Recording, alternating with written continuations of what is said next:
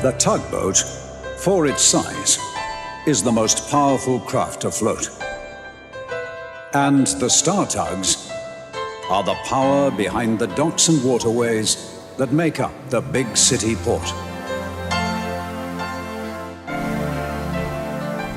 This is Tugs.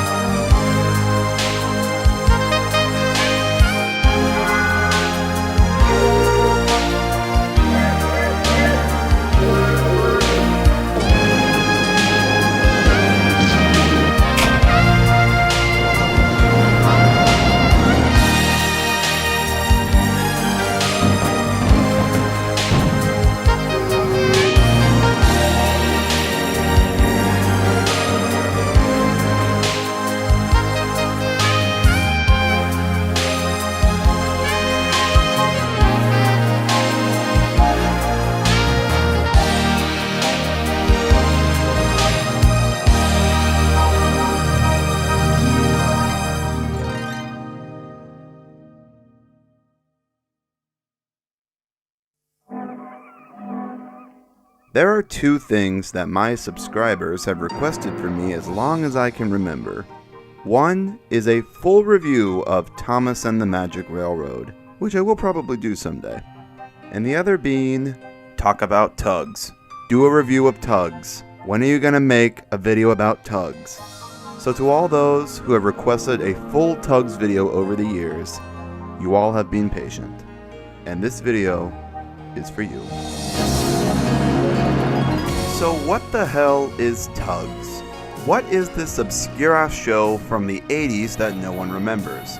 Well, if you've ever seen a video of mine, then you are aware of it, because my channel name and icon are taken right from it. Tugs was the very short-lived sister show of Thomas the Tank Engine, created and produced by the same people in the same studio.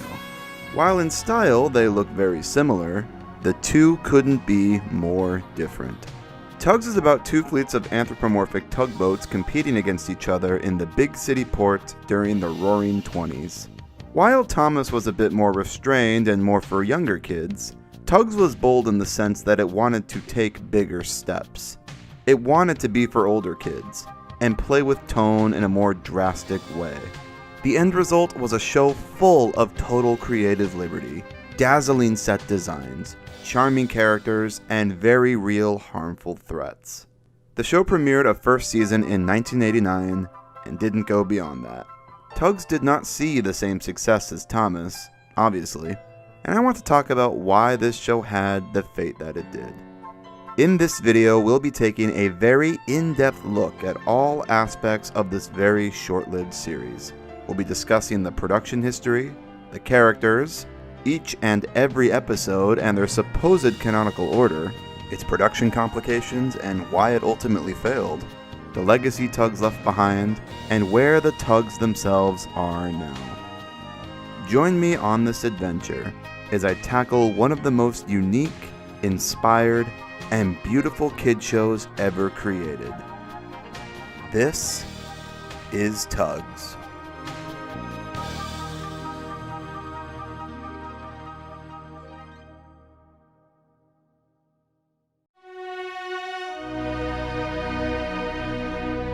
Tugs was the brainchild of David Mitton and Robert Cardona, the director and producer of Thomas the Tank Engine, respectively. David Mitton was a Scottish-born special effects technician who got his start on Gerry Anderson shows such as Thunderbirds and Captain Scarlet. Mitton went on later with another Gerry Anderson alumni named Ken Turner to form their own film production company called Clearwater Features. Robert Cardona was an American-born television producer and moved to the UK in the 60s when he got his start on British live shows. Mitton and Cardona eventually crossed paths in their line of work, and he eventually joined the studio as a co-CEO, replacing Turner. Clearwater Features' main line of work was producing various TV adverts for British television. Because the nut must go on! Their first major show production was a little show called Thomas the Tank Engine, starting in 1984. After 2 successful seasons of Thomas, the duo wanted to branch out and work on a new show of their very own that pushed the envelope a bit more than what they were used to. Thomas was created and owned by Britt Allcroft, and she oversaw and approved everything the film production did. A new show would allow Mitten and Cardona total creative control. After floating around ideas of shows involving cars and aeroplanes, their aspirations eventually materialized into a show about steam tugs working in a big, bustling harbor setting, very much inspired by the real-life huge ports of New York and San Francisco. I quote Robert Cardona from his July 1990 interview in Model Boats magazine here. "We wanted something a bit bolder that would challenge us to create detailed models with correct ways of working in a harbor. Then I happened to bump into somebody in San Francisco who owned a real tugboat company, and from there a new series developed around the daily working life of a fleet of tugboats in an international harbor in the 1920s. Taken indeed from a very well chronicled history of the Crawley Maritime Tugboat Company in San Francisco, it would cover key aspects of harbor life and that of the neighboring rivers during the seasons of 1 year. This was a transitional time when steam was in its heyday, quickly replacing sail and soon to be surpassed by diesel." Mitten and Cardona were dedicated to the idea and put all their money from their time on Thomas into this thing. Lots of research went into the designs of the vessels and sets. The duo visited several ports around America to gather inspiration. Cardona mentioned that in the research, they discovered that the east and west coasts handled the tug industry very differently.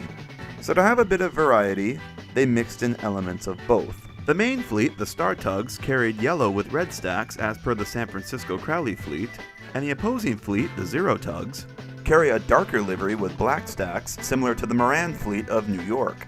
Fun fact, the character of Zarin was named so because it rhymes with Moran. Many of the characters in the show are based on real-life vessels.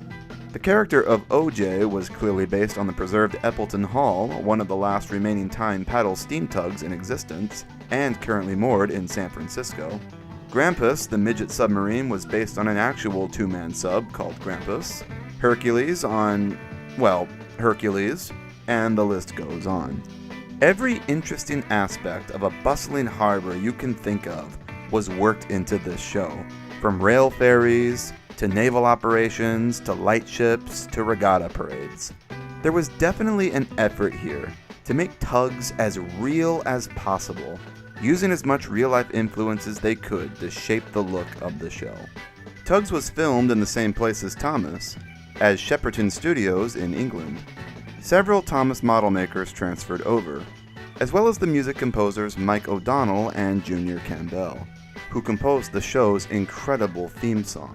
It seemed like the only person from Thomas that wasn't involved with Tugs was Britt Allcroft herself. Allcroft allegedly hated Tugs. She did not like the fact the director from her show was making a show with model vehicles in a similar style to hers, and she actually attempted to sue Mitten for it. The basis of her lawsuit were that the Tugs' faces were flat and allowed for round eyeballs, similar to the design of the Thomas characters. She ultimately lost the case though, as the trademark was for vehicles with gray faces, and the Tugs were all flesh-colored. There's not a lot on this case online, so I don't know the full details, but overall it seemed like a rather petty attempt on Britt's part to stop Mitten from doing what he wanted. While Britt lost the case, it did influence the way the Tugs looked. The Tugs' faces were modified to be more curved in style, with squarer eyes to be more unique. They went through so many rounds of concept before landing on a character design that they were happy with. The Tugs all had faces worked onto their wheelhouses and had the ability to swivel them, giving them much more personality and motion. Not like Thomas, where the faces were stuck in the direction that they were facing. Thomas looked back. How did he look back? These Tugs had the advantage of looking around and being more involved in scenes. I personally find the character designs to be very charming. Some are a little weird, depending on the character, like Lord Stinker or Jack the Grappler, who both very weirdly don't have mouths, but the Tugs themselves look brilliant. All of them have such unique face designs and body shapes. They all manage to look very distinct from each other, despite all wearing the same paint job. That's a feat of its own when you think about it. This isn't like Thomas, where every character is a different color and are all very easy to identify. No, they were a lot more constrained here. All the tugs wear the same livery, so they had to get really creative with the shapes, the style of hats they wore, and their facial designs. And I think they were very successful in that sense. I never have an issue identifying which tug is which in the background somewhere or in a wide shot. Their shapes are also distinctive, as are their voices. Every day I see something new.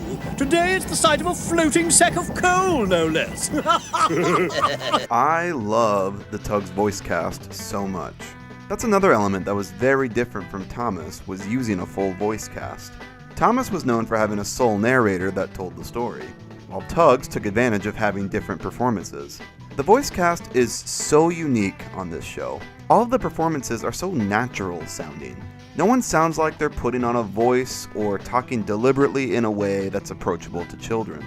No, these characters all sound like the voice actors are in a pub poking fun and bantering with each other, as if they've all been longtime friends in real life. Do I have to earn a living with this motley crew? Captain Stark, we've just about had enough of Top Hat's insults. He's more trouble than he's worth. Aye, and you said that wasn't very much, didn't you, 10 cents, eh? I said to it. There's such a rawness to it. It's so different to anything else I can think of. The way they approached filming these were very clever. One giant port set was built on top of a ginormous 45-foot by 25-foot tank filled with water, complete with a filter to keep the water always clean.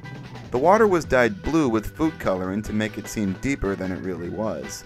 Crew testimonials say that David Mitton was a real joker on set and once brought goldfish to put in the tank for fun, only for the dye to pretty quickly kill them.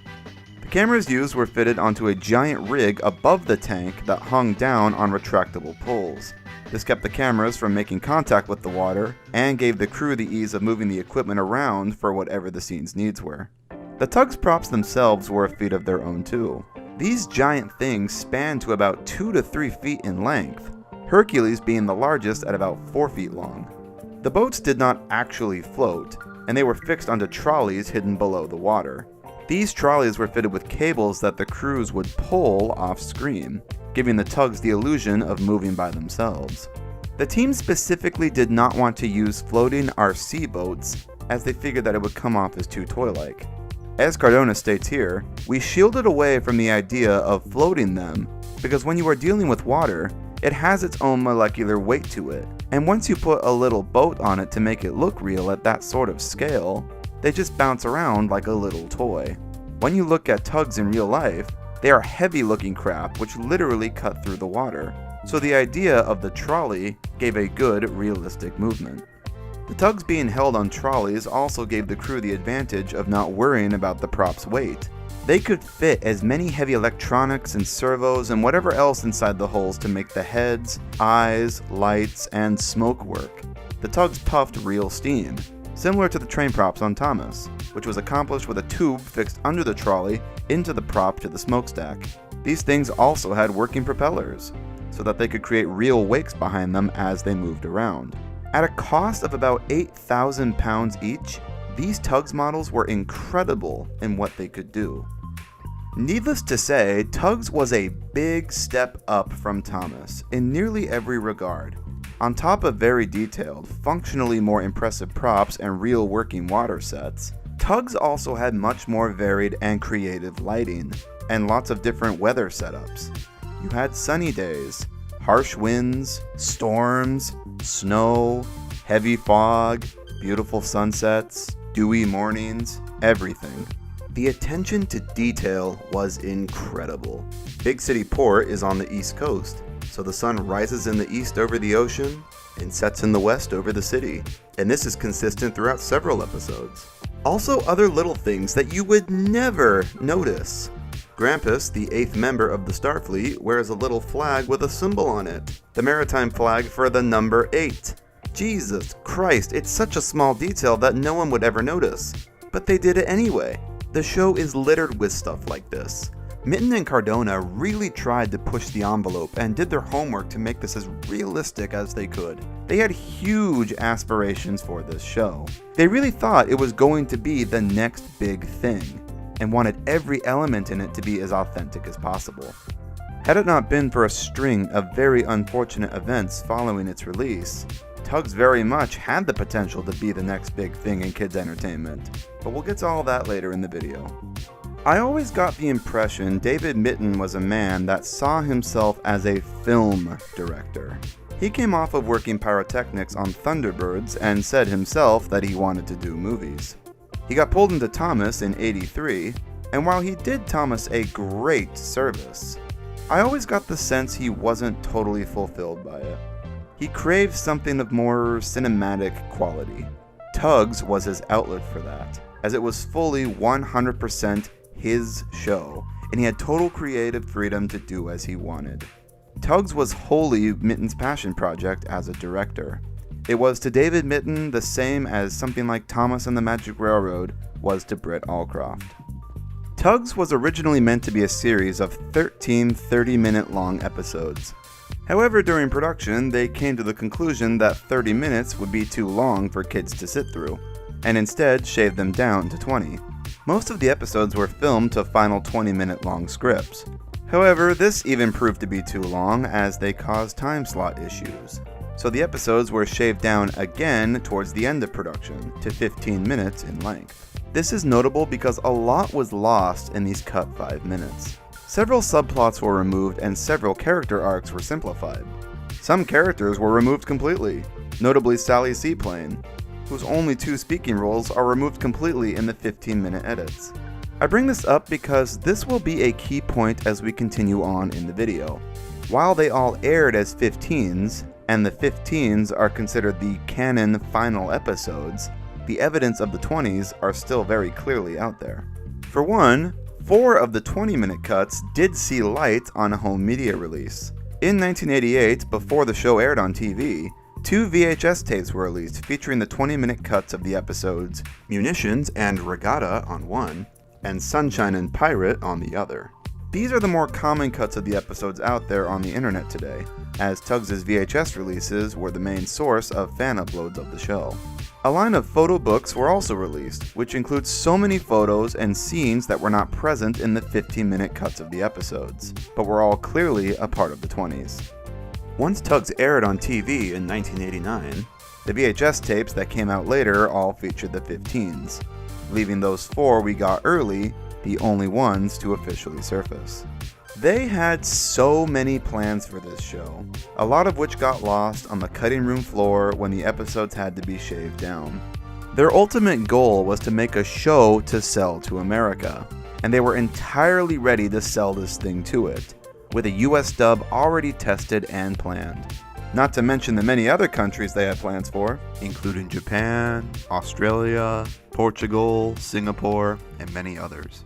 After a successful 13-episode first season on British TV in 1989, everything just sort of fell apart with a whimper. Tugs saw its quick end when its airing station Television South, or TVS for short, filed for bankruptcy in 1990. Clearwater, of course, had a huge stake in the company, which allowed them the budget to make Tugs in the first place. Tugs' production hemorrhaged money, and with the one company that had given them their budget to begin with gone, on top of another lawsuit from a man who claimed Cardona stole the idea for Tugs from him, Cardona and Mitton quickly had no revenue to continue it on their own. I mentioned earlier that Cardona and Mitton had sunk all their money into Tugs, and their attention to detail cost the project more than they anticipated. In an attempt to recoup some lost costs, they urged those 4 20-minute unfinished episodes onto VHS in 1988, well before the show aired on TV, hoping those video sales would help build up lost revenue. The main goal was to get this thing sold to America. That was the goal from day one, hence why they wanted an American port for the setting. However, that never really worked out. It was a series of unfortunate events. The budget was drained, from production costs and lawsuits, and they were strapped for time to get an American investor on board. Their window was unfortunately short, as TVS went bankrupt that very next year. And just like that, Tugs was done. With no American investors attached, Tugs was already dead in the water. With its flagship series sunk, Clearwater Features saw a quick end too, shutting its doors on New Year's Eve, 1990. Tugs' killing factor was that it simply never made it to America. Tugs just didn't have enough time to reach investors, so no one picked it up before the bankruptcy happened. Thomas fortunately had seen international success in America and Japan by this point, and Britt Allcroft was able to safely continue it under her own company, the Britt Allcroft Company. Tugs never got the same treatment, and was lost to time. Following Clearwater's end, Robert Cardona left the UK and found new success in Canada. He had actually experimented with ways of how to warp Tugs into a way to sell it to a different type of audience. And the results of that were another tugboat show you're probably more familiar with. Theodore Tugboat aired in 1993, with Robert Cardona as a director. A lot of what was learned on Tugs was applied to the production of Theodore, using the same type of camera setup and the exact same periscope lens from Tugs. David Mitten, meanwhile, returned to Thomas under Britt Allcroft's company and continued as director of the series. I'm sure there's a story there, but I find it shocking Allcroft even allowed Mitten back on Thomas at all. And I find it even more shocking that Mitten even wanted to return after being sued by her. These two had a very strange relationship. Along with him came many of the show's props that frequently appeared in the Thomas seasons following. Most notably the Big Mickey Crane, the Fulton Ferry, the tramp steamer Izzy Gomez without a face and hat of course, and several background shrimper boats and dockyard cranes. Many Tugs crew members went on to work on Thomas as well, and a lot of what was learned on Tugs was brought over to Thomas and elevated it. You'll notice quite the visual quality shift between Thomas's second and third seasons. Working water sets became much more common, lots more varied lighting and weather, and even little things like the vehicles facing away from the camera to obscure the faces, and lots more low angles to make them look bigger than they actually were. Seasons 3, 4, and 5 are what I consider the golden seasons of Thomas, and a lot of what I love about them can be attributed to the advancements the crew made on Tugs. And that, unfortunately, is where the history of Tugs' production ends. It's a real shame Tugs never carried on the way David Mitten and Robert Cardona had hoped for. But it sure does have quite the story to tell. And we're only getting started.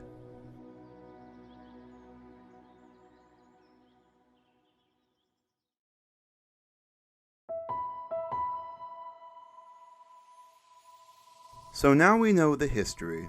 Let's talk about Tugs' cast of characters before we get into the episodes themselves. Tugs is the story of two rival tugboat companies in Big City Port, the Starfleet and the Zero Fleet.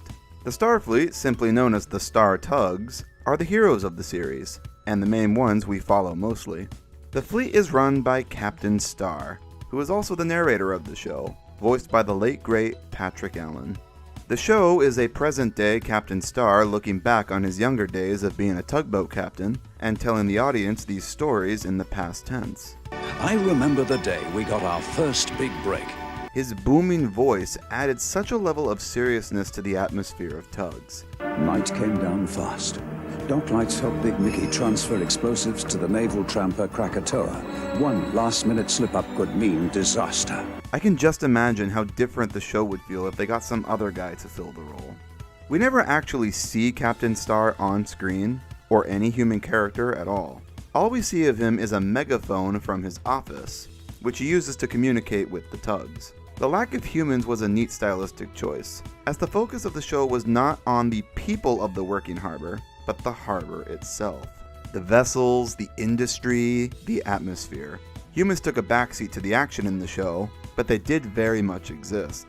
This isn't like Cars, where people just don't exist at all. They do have a presence here, but intentionally are never shown. Captain Star's Starfleet is made up of 7 tugs. The first tug is 10 cents. I was looking for 10 cents, sir. Yeah, well, you just found him. Who is the show's main character. Tugs is more of an ensemble type of show, where the show is all about them and not about one particular character. But 10 Cents is very much the audience stand-in.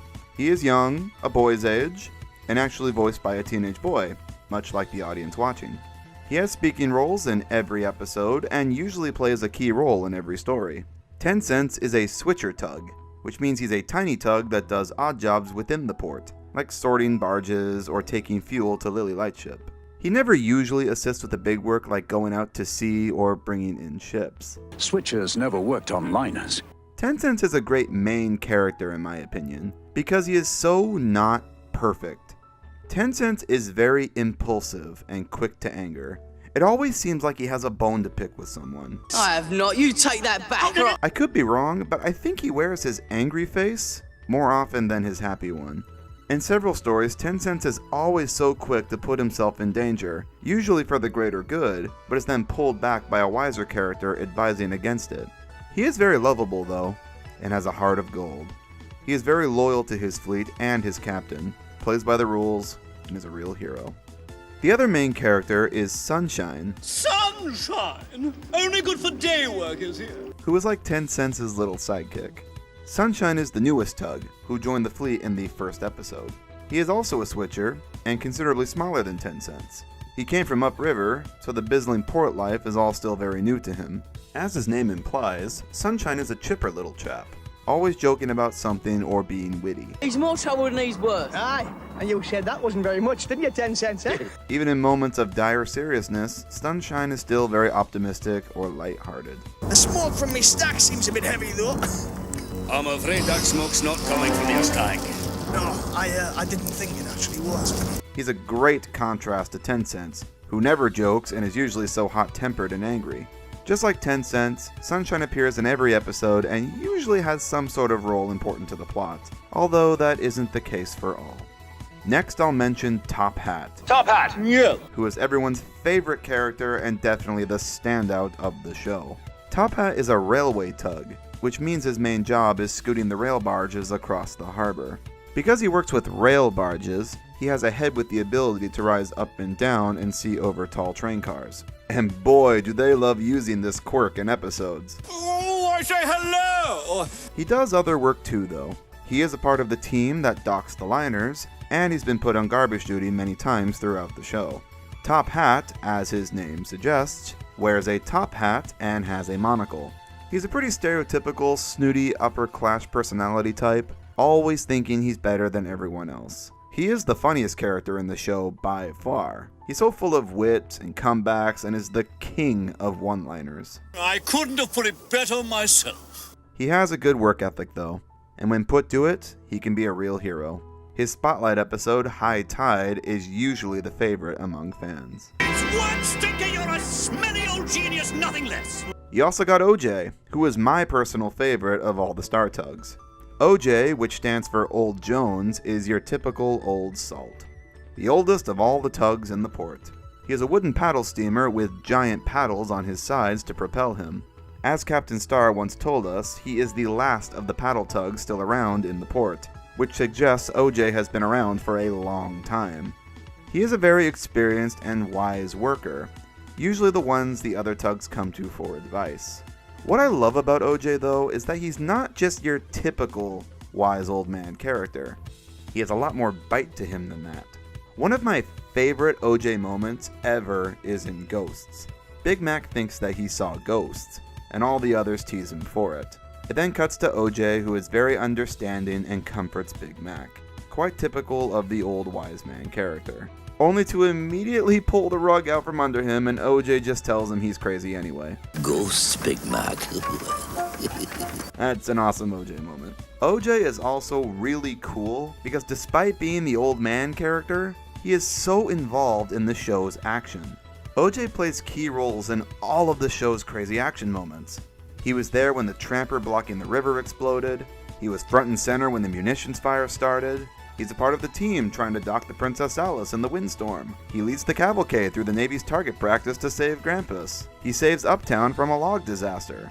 OJ is like the coolest tug of the whole show. I love this guy. An old man he may be, but he has such a spring in his step. Then you got Warrior, who is, well, we'll just say he's the Lenny of the group. A very big and strong tug, but not the brightest bulb in the box.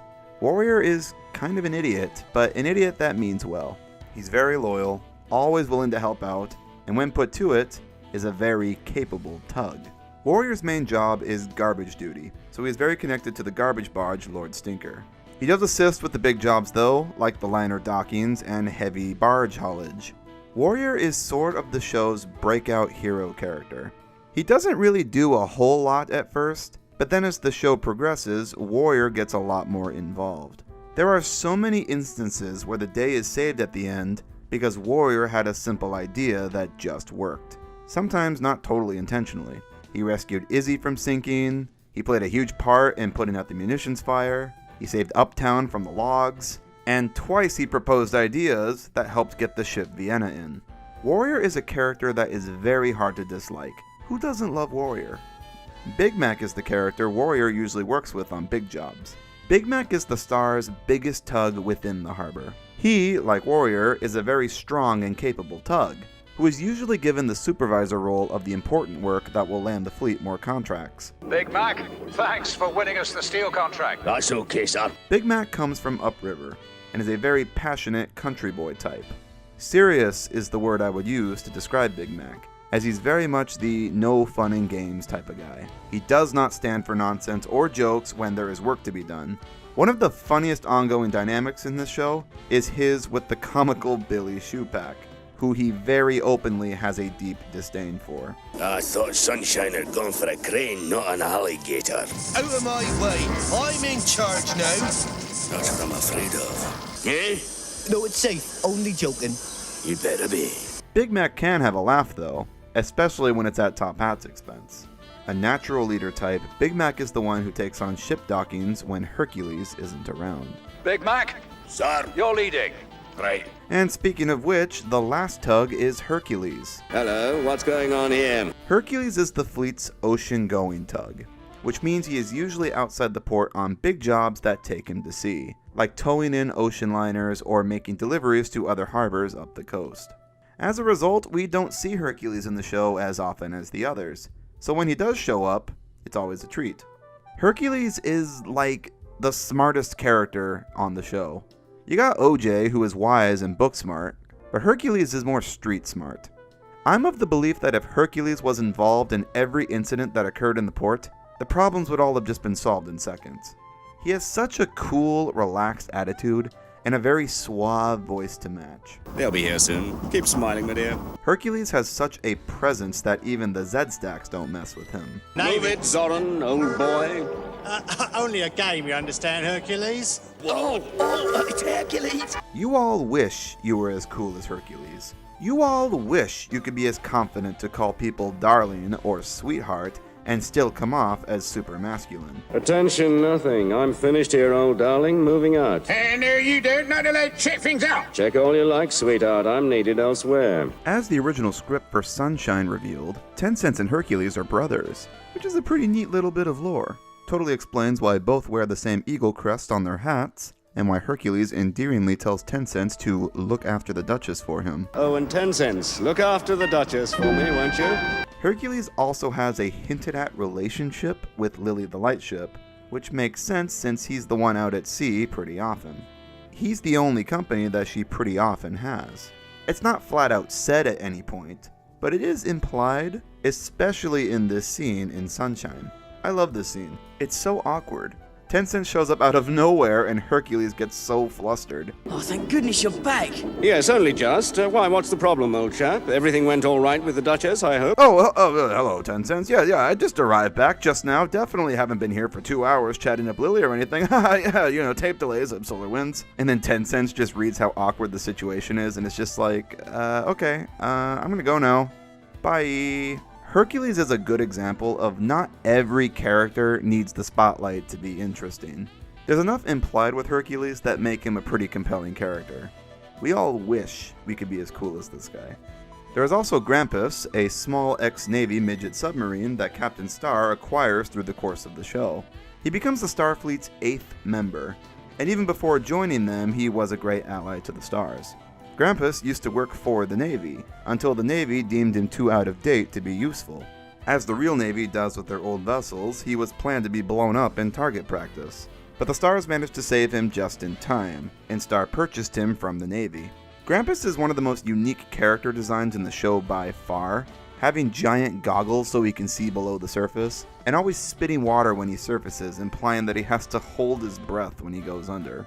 He speaks with a lisp, which I think is meant to convey that he always has water in his mouth because his face is right at the surface line. If the modern Navy's gonna be like him, I'd be better off down with the fishes. He's also a very cheeky sort that doesn't always respect authority, as evident by the many times he directly spits water at Blue Nose. What has me here? Oh, what the? So those are the heroes of the show. Now let's transition to the antagonists. The opposing tugboat fleet is the Zero Fleet, run by Captain Zero. The Zero Tugs are affectionately called the Z-Stacks. Z said as Zed as Brits pronounce it. This was originally due to their initial designs, which had stacks with actual Z-shaped lightning bolts on them. This was changed later, but the nickname stuck. Captain Zero is a shady character. Like Star, we never see him on screen, only hear him through his megaphone. He doesn't have many appearances, but several episodes imply there's quite a history with him. Captain Zero used to have some criminal friends, possibly was or still is involved with the Mafia. His philosophy is that the world is unfair, so you do what you can to get by, no matter what. What's devious is what's necessary to make an honest living in these days of corruption and bad business ethics. And that, of course, reflects on how he manages his tugs. Zero's first tug was Zoran. Me, Zoran, see? Who is the show's main antagonist. Zoran is devilish, scheming, intelligent, and willing to play dirty to get ahead. He is incredibly loyal to Captain Zero, and everything he does for him and his fleet, no matter the cost. Zoran is the fleet's leader character, in a similar fashion to how OJ sorta is for the Stars. While the other Z-Stacks don't appear as often, Zoran is present in almost every episode, and is usually the main antagonistic force. While he is a character that no one should trust, I would not say that Zoran is evil. He's very antagonistic for sure, and he does shady things we don't agree with, but he does have a sort of moral compass. He'll happily push down the Stars if it means his fleet will prosper, but if they're in a situation where working with the Stars will benefit them, then he'll play straight. We get rare moments where Zoran actually agrees with the Stars, like that one moment in Munitions when he actually defends OJ. You shouldn't move a barge that's being unloaded. Go and draw your pension, OJ, you bastard. Shut it, the paddler's right. We're not moving that barge, mister. And in Big Freeze when he tells off Zip and Zug for trapping 10 cents in Sunshine. You idiots! We needed that light here, didn't we? For us, as well as for them. Zoran is also one of my favorite characters. He's a very complex dude, and a very entertaining one. A lot of that comes down to his voice, I think, which is brilliantly performed by the show's assistant director, Chris Tulloch. It's so funny to me that Zoran gives one of the best performances in the show, and it's by the only voice cast member that isn't an actual voice actor. Tulloch just did the temp voice for the rough edits, but they all liked his performance so much that they just kept it. Stop laughing! Stop laughing, it's not funny! Next up is Zebedee, who is the brute strength of the Z-Stacks. Not exactly the brightest or the fastest, Zebedee is a gentle, introverted giant who pretty much keeps to himself. He works with Zach mostly and gets assigned the big jobs that require strong tugs. Zebedee is the show's most complicated character, and the only Z-Stack that was given a spotlight episode. In that episode, which was called High Winds, a lot is revealed about who Zebedee really is. Deep down he has a good heart, and while he puts on a big tough exterior, he really has no allegiance to either fleet and will help out anyone in trouble. As a result, Zoran doesn't really trust him that much and mocks him for being so sensitive. You've been helping those star switchers, you creep. Ought to be a goody-goody star tag, would you? While Zebedee was once offered to join the Stars, he turned it down as he claimed he was perfectly happy being a Z-Stack. I imagine that a lot more was planned for Zebedee in the second season that never was. Then we got Zip and Zug, who are absolute lost causes. They are both switchers too, the two young ones of the group, and are just complete idiots. They are sort of like Jasper and Horace types, two smaller henchmen that do Zoran's dirty work. Zug is the more conniving of the two, usually coming up with dumb schemes that never end well, and roping Zip into them. And then there's Zip, who I don't think actually has a bad bone in his body. In Warrior, he was ready and willing to help 10 cents, but was stopped by Zug. In Sunshine, he hasn't a clue what's going on or understands why the Z-Stacks do what they do. Oh, my name's not Zoran. But it is Zoran, isn't it? He's just a hopeless idiot, roped onto the wrong side of the conflict. They're humorous characters though, and they mostly conflict with 10 Cents and Sunshine, as they all do similar work.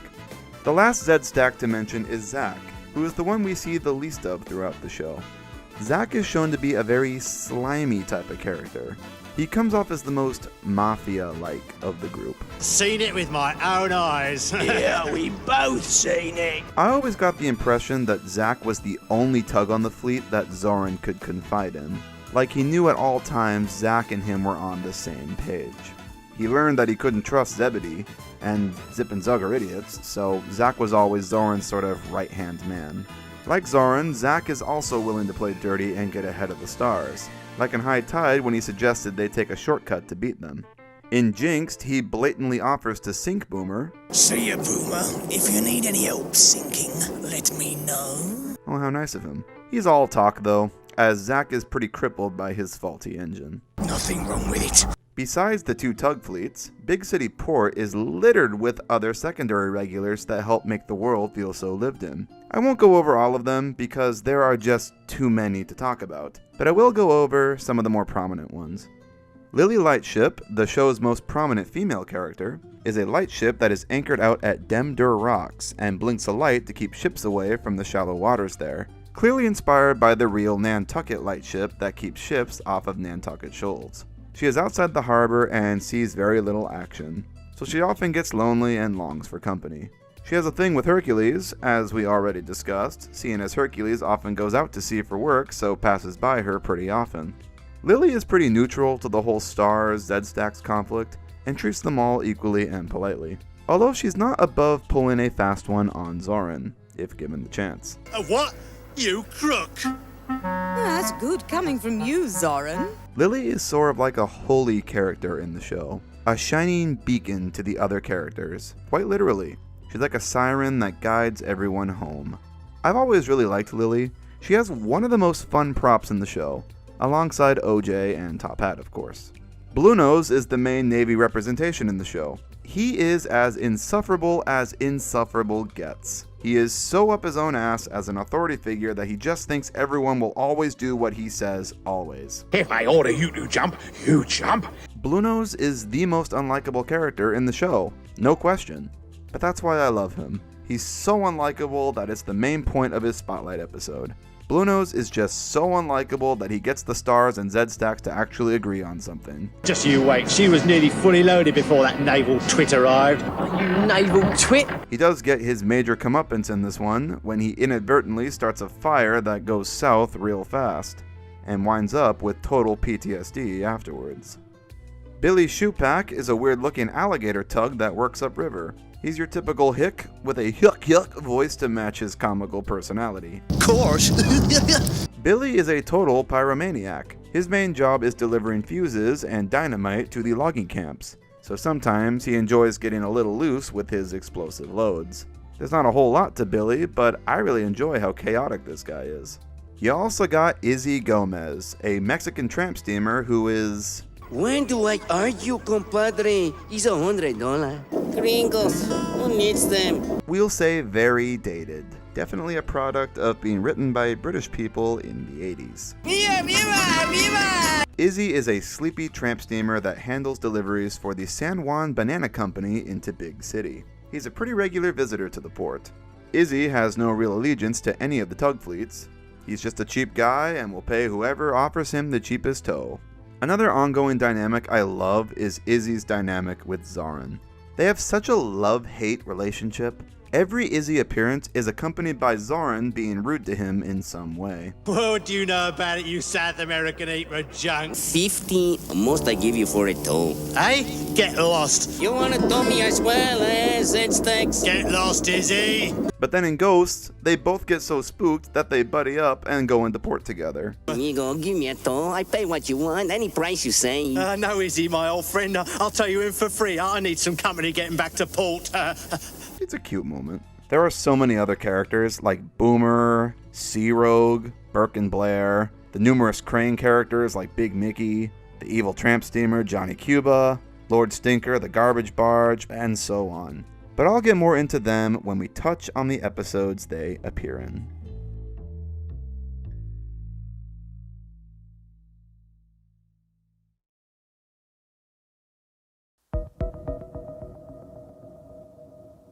Now we'll go through each of the 13 episodes, and I'll give a quick rundown and review of them.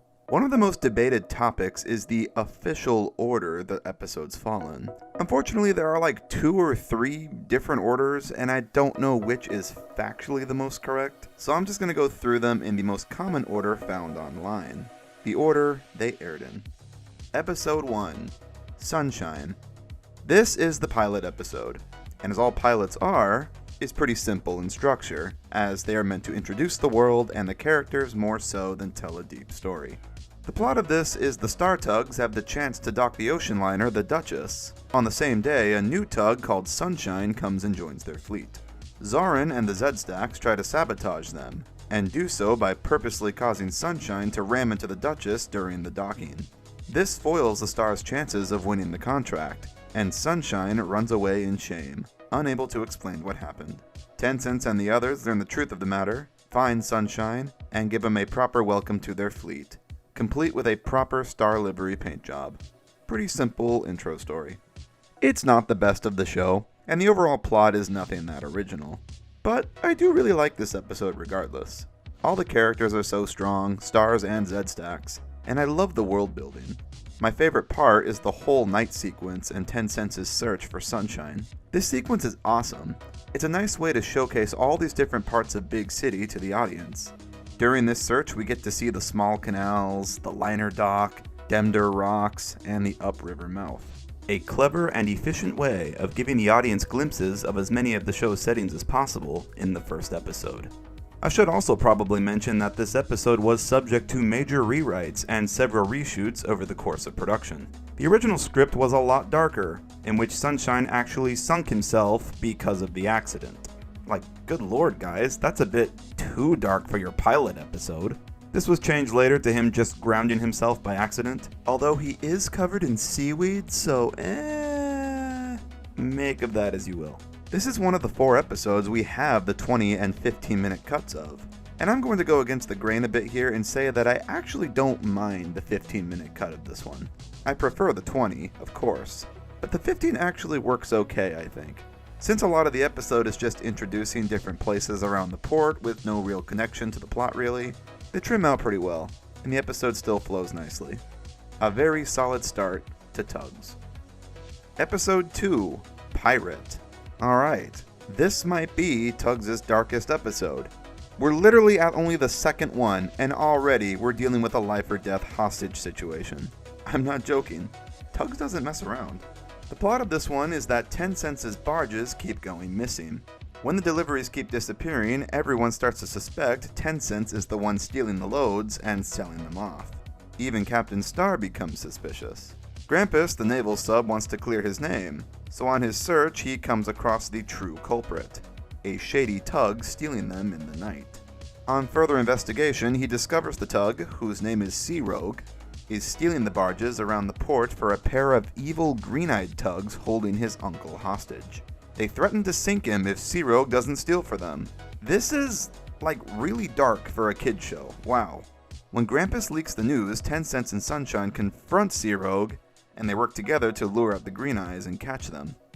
This is one of Tugs' best episodes. What a follow-up to the first episode, wow. If you had any doubts about Tugs being something special after Sunshine, then prepare to be proved wrong with this one. I love the overall mood of this. The calm harbor night shots and the mist throughout this have such an atmosphere to them. In terms of story, it's great. It's all mystery and build-up, continually building, with new plot reveals as it goes. I love that they didn't sugarcoat the extremities of the situation. Sea Rogue's uncle was going to die, and even told Sea Rogue to basically just forget about him and leave. I'm okay, but don't do it, it's wrong. I can't leave you here with them, old man. Pretty deep stuff here. There was a lot that happens in this one, so this is one you can tell they sort of struggled to trim down seamlessly to 15 minutes. There's a lot of great character scenes that are just missing in the 15 cut, and it doesn't flow as nicely. 2 great ones, which are the Warrior and Top Out stakeout scene. It'd be great if you and I catch 'em. How thrilling, how absolutely thrilling. And Zip and Zug's stakeout scene. You nearly scared me.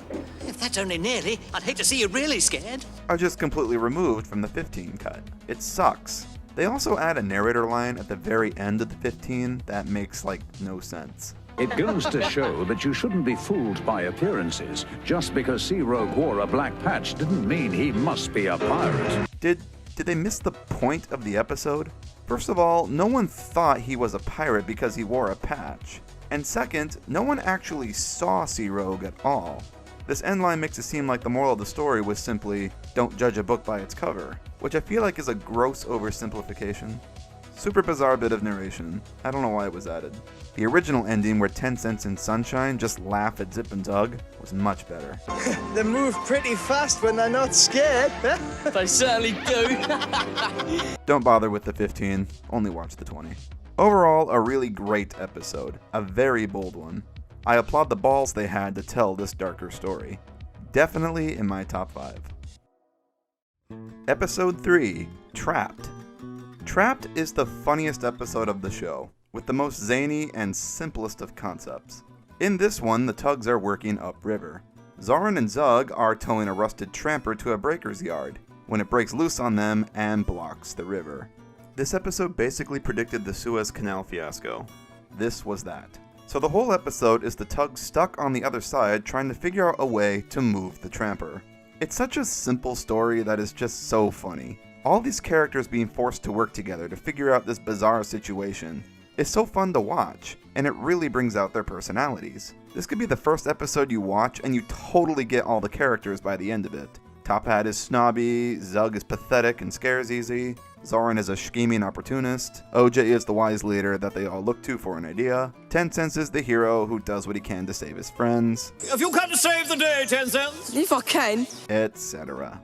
It all comes to an end when Billy's shoe pack comes to the rescue and just blows the thing up with dynamite. And one of the wackiest scenes in Tugs ensues. All the Tugs get washed away in the current, and Zoran gets beached on a rock. A perfect end. I love that this one is placed right after Pirate. Right after that super moody, dark story, here's one that is just plain fun and full of charm. Tugs has range, man. I love it. Episode 4 is Regatta, also called 4th of July. This is a pretty big episode, with 2 big plots and a subplot all combined into one. It's 4th of July in Big City Port, and a lot is happening. Everyone is preparing for the annual regatta parade.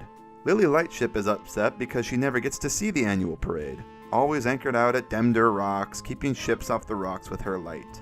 But one night, a blind tramper misses her light and strikes her. An incident inspired by the real-life incident where the White Star liner Olympic struck the Nantucket lightship and sunk it. Lily starts to sink, but luckily Grampus finds her and keeps her afloat until help arrives. Yes, I know what this looks like. Let's all be adults here. Lily gets saved and brought into dry dock for repairs. It all works out for her because she got to see the parade this year after all. Meanwhile, we have another plot happening with Grampus and the Navy. The Navy deems Grampus too old to be useful, so they decommission him, and plan to blow him up in target practice. Grampus just sort of humbly accepts this fate and goes along with it. They're going to blow me up today. Huh? Geez, Grampus, you're weirdly okay with this. The stars, of course, can't let this happen, and put the parade on hold to save their friend. They fake parade out to sea and march right through the area, swapping Grampus out with a timber barge. Grampus is saved, and after hearing what the Tugs did, Captain Star buys him, and Grampus becomes a part of their fleet. A very happy ending. So much happens in this one. We're introduced to so many staples of the series here, and so much important lore stuff occurs. First of all, we learn a lot about Lily. This is her first major appearance. We're also introduced to Blue Nose and the whole Navy presence in Big City Port. We get a bit of history with Grampus, and he becomes a Starfleet member. On top of that, we're also introduced to Lord Stinker and Warrior being the garbage tug, in a scene that everyone remembers. Nice day for garbage. There's no garbage today. What do you mean, no garbage today? No garbage today. Regatta is such an unskippable episode. Too much important stuff happens in this one. Not so much plot-driven as it's more, these are all the things that happened on 4th of July this year in Big City Port. We have both cuts of this episode too, and like Pirate, you can tell they struggled to get this one down to 15 minutes. There's just too much that happens in this one. The 15 acts as the whole garbage day scene, and that's just sinful. Just watch the 20. The 15 sucks. Regatta is a pretty crucial installment in Tugs. You can't skip this one. Episode 5, Munitions. I'll just straight up say that this is my favorite episode of the show. Hands down. The plot of this one is that the Navy is loading munitions onto their ship Krakatoa, and the Tugs are put in charge of transporting them to the dock. They have to be careful though, as munitions are not something you want to bump around. They're all stressed as the officious naval tug Bluenose keeps trying to order them about. Bluenose technically has authority over them as an officer, and on the night of the loading, he takes his privilege a bit too far and bumps a barge. An oil drum falls over, a crate breaks, and just like that, all hell breaks loose. A fire starts, and the munitions are set ablaze. The rest of the episode is an action-packed adventure as explosions go off and spread fire around the port. The Tugs all step in to help do their part to put the fire out. It's quite the battle. There is no doubt in my mind that this is the episode everyone thinks of when they call back to Tugs. You can tell the crew knew that this was the big one. This was the flagship episode of the show, and the one that was going to sell this thing. In fact, I know that's true because it was one of the first episodes they put on VHS even before the show aired. They wanted this to be the world's first exposure to Tugs. Funny enough, this was also my first exposure to Tugs as well, all the way back in 2007. I had absolutely no clue what Tugs was, only to stumble upon an 8-minute clip of this episode uploaded onto Random Stuff's channel. I was so blown away with what I saw, I just had to know more about this crazy ass show. It's been deleted since, sadly, but the channel is still up. Dazzling special effects aside, I think this episode does an amazing job at building tension. The build-up to the action in the first 10 or so minutes is so great. There's a real feeling of dread in the atmosphere throughout this whole thing. You know something is going to happen. All the tension with Bluenose is leading to something big. And when it finally happens, the episode is non-stop from that point on. The execution of the fire scenes are amazing too. The Tugs are all shouting at each other, the fire tug is barking orders over the explosions, everyone is in such a frizzy. They're all in danger. This shit is so exciting. It's such a fun ride. The fact this whole concept was allowed to exist at all in a kid show is so crazy to me. I mean, I know this was the 80s, when kid shows weren't as neutered as they are today, but even then, the fact there was a time when TV companies approved stuff like munitions and petrol tanks blowing up, and Navy interference in kids programming blows my mind. What a magical time this must have been. So let's talk about Big Mickey's death. So yeah, Big Mickey, a sentient giant hammerhead crane, dies in this episode. He actually dies. They show a character dying. He falls into the water and drowns. I can't believe this was allowed. Oh my god. It should be noted that they did design a face for Big Mickey, but ended up not using it when they started filming. And something tells me they cut it because they did not want to show a character with a face drowning. God, this episode already is dark as it is. Imagine if he had a face on when he went under. We have the 20-minute cut of this episode, and thank God we do, because the amount of stuff cut out for the 15 is shocking.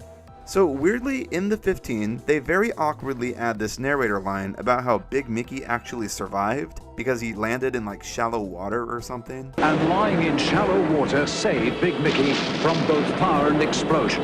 Like, wow, thanks, way to break the tension. Except it's still weird because the way OJ and 10 Cents talk about Big Mickey after still seems like he died. It took real skill to make that move. He saved us all for sure. You don't talk about your friend like this if they're fine. So anyways, he survived the TV cut apparently, which I guess aligns with the airing order because he appears in a later episode. Obviously, something is out of order here. The 20 also mentions scenes from an episode that haven't happened yet. Big Mac, thanks for winning us the steel contract. That's okay, sir. The 20 has a very clear continuity with other episodes, while the 15 makes edits that actively try to remove it. I really hate the 15 of this one. Don't watch it. Munitions was Tugs' magnum opus. Absolutely stellar in every regard. The action, the tense build-up, the character moments, the balls it had to actually kill off a character. I just love it. It's a 10 out of 10 episode for me. Hands down the best of the series.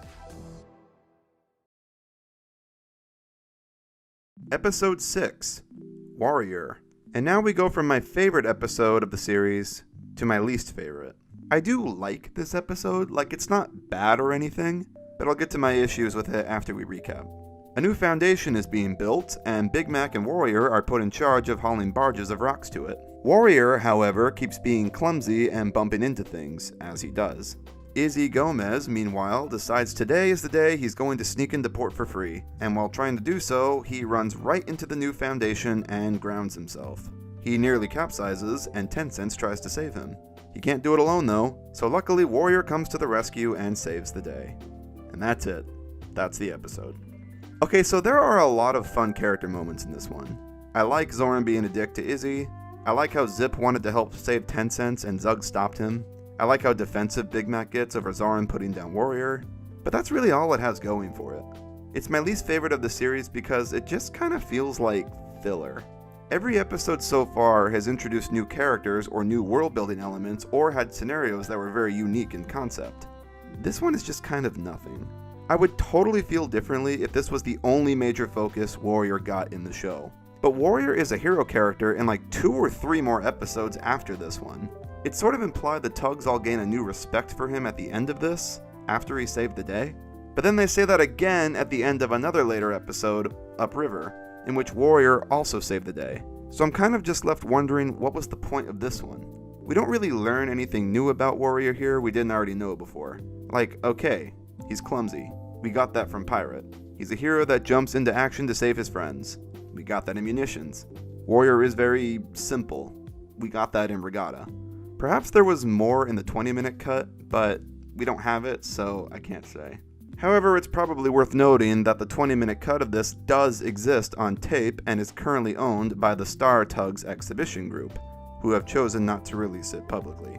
But let's not get ahead of ourselves here, because we're going to talk about them later in the video. It's not a bad episode per se, but it is the weakest of the series, in my opinion, and the only one of the 13 I feel didn't really bring anything new to the table. I would have preferred if they used this slot for like a Hercules story, or perhaps something focused on the Z-Stacks. A full Z-Stack centered story with Izzy could have been really interesting. Episode 7, High Tide. And now for everyone's favorite episode, the Top Hat one. My load is wider! And oh boy, it's a good one. The plot of this is the tide in the port is at the highest it's ever been in a while, and making work somewhat difficult. Meanwhile, a steel company is moving across the bay and offering a contract to the tug fleet that successfully transports their machinery to it. Zack and Zebedee are hauling a tall steel rig, and take a shortcut through a canal to beat the stars. They forget about the high tide, and the rig collides with a railway bridge. The two go to get help, and while they're gone, a train approaches, and it's up to Top Hat to get the rig under the bridge to hold it steady while the train crosses. Once again, Tugs excels at building dread. The tension of this entire train bridge sequence, from when you first hear that train whistle to the moment it crosses. It's impossible not to have your eyes glued to the screen during this whole thing. The music softens and you get this brief moment of relief that everything is fine. But in typical Tugs fashion, the action doesn't stop there. The rig tumbles and the bridge collapses. Another train is coming. Oh god, what to do? With the awesome rescue music popping off, Top Hat jumps into action and pushes Lord Stinker the garbage barge under the bridge, just in time to catch the oncoming train. This show is so fucking awesome. This whole sequence is just so good. There is just so much to love about this episode. Top Hat's hero moment at the end is so satisfying, because he's been nothing but a prick throughout the whole show up to this point. So to see him step up to the plate when thrown into a stressful situation was just great. If you had any doubt prior that Top Hat was on the wrong team, this episode is sure to convince you otherwise. This guy is a star Tug. There's more to love too. The intro sequence is just pure porn. All these shots of the bustling harbor as Captain Star tells us how the industry in Big City works. It has such an atmosphere. Very David Mitton. This is another of Tugs' best episodes, hands down. Another top fiver for me. Episode 8, Quarantine. Okay, so we just went from the best episode, to the weakest episode, to another great episode, and back to a weak episode. Don't get me wrong, I think Quarantine is much better than Warrior, because unlike that, this one does introduce lots of new world building elements, with OJ's history, Burke and Blair, and the Fulton Ferry. I'll get to my gripes in a bit. Just like Regatta, this is also two different plots sort of combined into one. The main plot is about OJ. A heat wave strikes the port, and OJ's engine in its old age is starting to act up. It flounders on him, causing him to lose control and smash a barge into the Fulton Ferry, sinking it. All while this is happening, Burke and Blair, the scrap dealers, keep a close eye on him like vultures. Their main goal is to buy OJ from Captain Star and sell him for scrap metal. Always on the lookout for who's next to go. That's our business and OJ's top of our list. Evil little demons they are. The other plot is about quarantine, as the title reflects. A plague is going around, and infected ships are being quarantined out in the harbor for 40 days. Wow, Trapped predicted the Suez Canal incident, and this one predicted coronavirus. Tugs really was ahead of its time, wasn't it? As a result, towage jobs are so low that the Tugs are competing for work more than ever. Zoran tries to snatch a tow from under the stars, only to find out the tramper is infected, and gets quarantined himself. I think the reason I don't care as much for this one is because it just doesn't flow very well. And I'm going to assume the 20-minute cut of this was probably better. Stuff just sort of happens in this one that you think is important, and then it's just like never touched on again. Like, the Fulton Ferry sank in this one. That's so crazy. That's the big scene everyone remembers from this. But then they just like never mention it again. We never see it refloated, so overall I'm just kind of left wondering why it was even left in the episode at all. Then it cuts to this quarantine plot with Zoran that isn't really related, only loosely tied together by OJ blowing his engine to stop 10 cents from going near the infected tramper. It's all just very clunky. I also don't like Captain Star in this episode. This is a common complaint. I'm not the first one to comment on it, but yeah, I don't like him very much in this. He's such a dick. You know the scrapyard dealers are looking for useless tugs, don't you? Now next time you're late, I'll ask them what they'll offer for a couple of switchers, understand? Really, dude? Threatening to scrap your own tugs? Like, what the hell, man? Like, I get that he's kind of a hard ass. We got that in previous episodes, but he's so rude in this one. I feel like he's grouchier in this because he was bothered by the heat, but that's never really made clear. The stuff with OJ and Burke and Blair is great, and poor Zoran getting quarantined is hilarious. But it's a story that overall just feels really disjointed to me. Like, they almost had a really good script here, and hell, maybe they did. We won't know for sure unless the 20-minute cut ever surfaces. It's one of the weaker episodes, but not a bad one by any means. It's definitely above Warrior. Episode 9, Ghosts. And we're back to a great episode again. The plot of Ghosts is about, well, ghosts.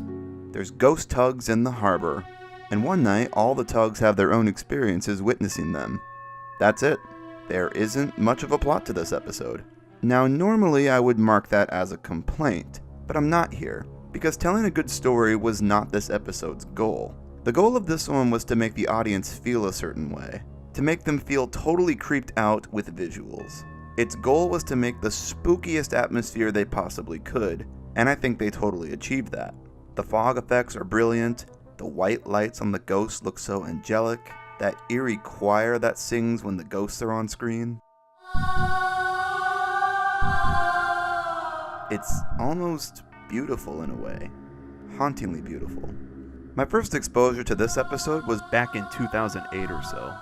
I remember I was at my cousin's house when someone uploaded the episode to YouTube. I remember being so excited because I knew this was the really creepy one. My cousin and I waited until night to watch it, we turned off all the lights, and watched this for the first time in pitch dark. And man, what an experience that was. The best scene is the King Neptune one, when 10 Cents and Sunshine witness the face of Neptune out at sea. And oh my god, this scene is terrifying. The build up to it is so tense, the galleon rises out of the water, lights start going off. You're seeing all this through the Tug's eyes. You have no idea what's happening just as they do. It's so crazy. At the end, Hercules shows up and just explains everything the Tug saw with total logic in typical suave Hercules fashion. I love that. Good old Hercules, here with all the facts. I love that final shot of Hercules looking around with a confused face on. You know he's just thinking, everyone I work with is insane. I love that he explained everything except the face of Neptune. Weirdly, that's never explained, and I'm sure that was intentional to leave the audience guessing. Was that face real? Did the Tugs really see that out at sea? Or was it really just them going crazy in the fog? We'll never know. Typical Mitten. Ambiguousness is effective. Let's talk about that deleted scene. You know which one I'm referring to. Yeah, that deleted scene. The one with OJ and Big Mickey. Okay, so there was a very interesting scene that was cut from this episode. I'm not sure if it made it to the 20-minute cut. It very well might have. So what happens is that OJ travels along the canal with the old cranes, and he starts to go crazy in the fog. For a split second, he thinks he sees the ghost of Big Mickey, with a weird face appearing on the Big Mickey lookalike, which looks like this, only for it to disappear moments after. OJ goes crazy in the fog, tries to convince himself that he isn't seeing ghosts, only to witness the ghost Tugs. This momentary ghost character was called Snatcher. The fact there was an ongoing subplot in the show regarding the death of Big Mickey and OJ feeling guilty about it is just so intriguing. This is one of those cool ideas I mentioned earlier that got wiped from the show when they had to trim the episodes down. Such a shame we lost this. I'd be lying if I said this wasn't a top fiver for me. Just like Pirate, just like Munitions, I applaud this one for having the balls to be unapologetically dark. You won't see stuff like this in kid shows today, not with this kind of tone. Definitely one of Tugs' most visually striking episodes. Episode 10, Jinxed. This is the episode, people. This is it. This is the episode that the unlucky Tug originates from. This is the episode that features the man himself, Boomer. Okay, Boomer! The plot of Jinxed is about a Tug called Boomer, who 10 Cents and Sunshine come across adrift in the open waters outside the port. Boomer was waiting out at sea for a ship to hit him because he was miserable and just wanted to die. Pretty dark stuff, jeez. Boomer explains that he has been jinxed his entire life after a company changed his name. Unfortunate, unexplainable mishaps happen to him constantly. The Tugs don't believe him at first, of course, and try to help him out, only for Boomer's jinx to keep causing havoc around the port. As the weird events continue to get worse and worse, the Tugs finally begrudgingly accept that the jinx is real, and Boomer is just a doomed Tug. Anything's possible with Boomer. He really is jinxed. This episode is, well, it's hilarious. What a funny concept for a story, based on actual legends in maritime. It's a pretty common thing in the maritime industry that a boat is dubbed cursed when someone dares to change its name. Jinxed is one of the classics of Tugs. It's not crazy over the top and action-packed like Munitions or Ghosts, but everyone remembers this one. I think it's so memorable because it's just so whimsical and funny. A jinx causing unexplainable havoc in the harbor is just such a fun plot. And I love that the jinx is never explained.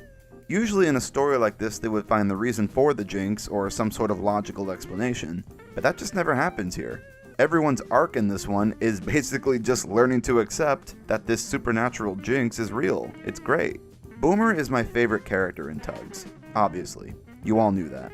I love Boomer because he's such a great contrast to everyone else in the show, and very unlike a character you see in kid shows. He's sadistic, he's sarcastic. Very droll, sir, very droll. He's, well, suicidal. I'm sinking, just what I wanted. He's just so jaded and done with everything.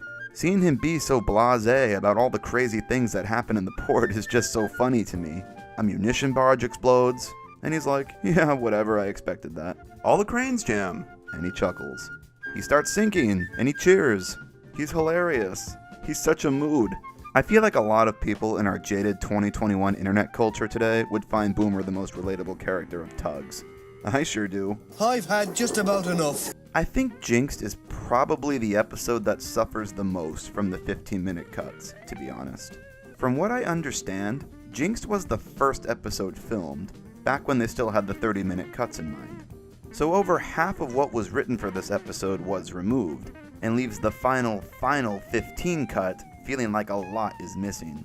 I feel like there was more to 10 Cents' whistle possibly being the cause of the jinx. That's kind of just a loose plot thread that doesn't go anywhere.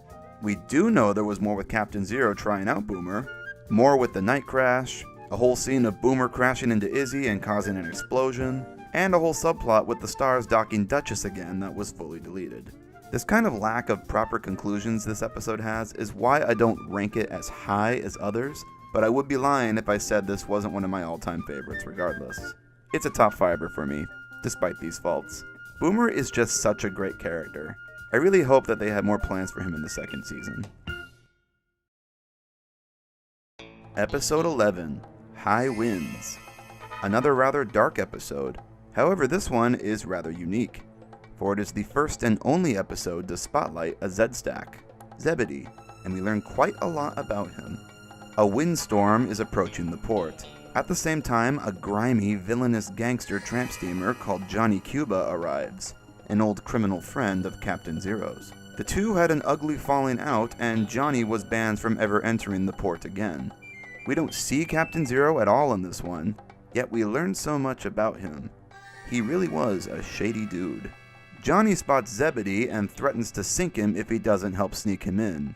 Zebedee then gets stuck under Johnny's command, and forced to steal things like coal for him.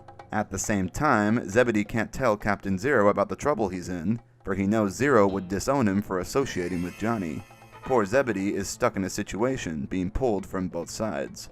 This is a fantastic character episode. The story is kind of nothing, to be honest. Like, not a lot happens. The stars bring in Princess Alice during the storm, and Zebedee, out of the goodness of his heart, helps them out, much to Zoran's disapproval. It's not really exactly related to the Johnny Cuba plot, but it's a nice little look into the psyche of one of the somewhat overlooked characters. Once again, I'm amazed Tugs was able to get away with what it did. They don't just imply Johnny Cuba is a gangster or involved with criminals. They flat out say it. Johnny Cuba's idea of a business pal was, like himself, a gangster. And the awful threats he makes to Zebedee are just shockingly dark. Or you'll find yourself at the bottom of the harbour with cement on your hold. He's a real threat to him. I really enjoy this one, and I really like this reveal of Zebedee's true nature later in the series. Nice cliffhanger for the audience, leaving them wondering what they would have planned to do with him in a second season. Episode 12, Upriver. This is our first winter episode, and our first look at the world of Tugs in the snow, and it is gorgeous. The Tugs are working upriver while the port is frozen up. Big Mac and Sunshine are shifting logs at a lake. However, Sunshine gets a bit too rough with them and gets stuck in the jam. A fire starts, because it's Tugs, of course it does, and then it becomes a ticking clock to free Sunshine before he catches too. Billy Shootback comes to the rescue and blows the logs clear with dynamite. Unlike Trapped, dynamite did not save the day this time. The logjam breaks up and all the logs push apart the barrier holding them in, and they careen downriver in the current, destroying everything in their path. News reaches Uptown, where the rest of the stars are. Warrior has an idea to build a barrier with barges to protect the town's marina. It works, except dumb Warrior puts himself on the wrong side of it. The logs arrive, Warrior gets caught in the jam, and pushes them off him with all his strength, and sends them into an abandoned warehouse that of course blows up because it's Tugs. This episode is awesome. Just like Munitions, just like High Tide, it's a non-stop ride. In my opinion, I kind of wish this was the big Warrior redemption story instead of his Spotlight episode. I love the idea of Warrior being shown as clumsy and oafish throughout the show with moments of heroism, which then all pays off at the end of the show where he has this huge saves the day moment. And all the others' opinions of him are changed after this. We gain new respect for Warrior, whose heroic action saved Uptown from certain disaster. Setting up an all-new dynamic between him and the others for the next season. This episode does basically the same Warrior did, but a lot better. And Warrior himself wasn't even in the first half of this one. This is a really fun episode. Not a top 5er for me, but it's so goddamn fun. Episode 13, Big Freeze. And now we've reached the final episode of the series.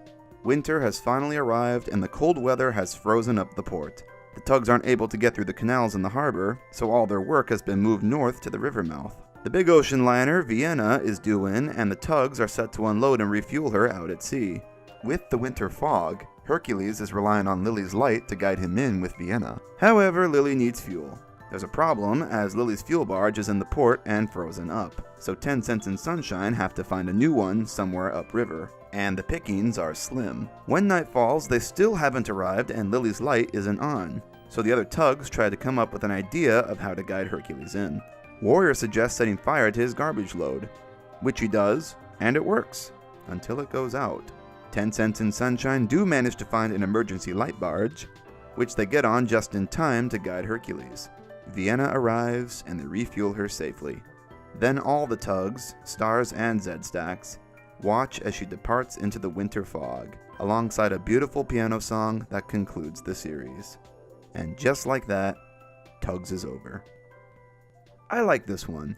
Not a groundbreaking one or anything, but it's a great ensemble episode. Just like Trapped, a situation occurs, this being Lily's light just needs fuel, and the episode is all these personalities forced to work together to figure out the problem. Not an idea between us? No bright ones, Oja. Anybody got a stupid one then? And yeah, the ending song is absolutely fantastic. It is just so bittersweet, man. Like, it was so beautiful, and was a perfect finale to Tugs. All the characters from both fleets are together as this gorgeous ship sails away to the Tugs theme song. It's perfection.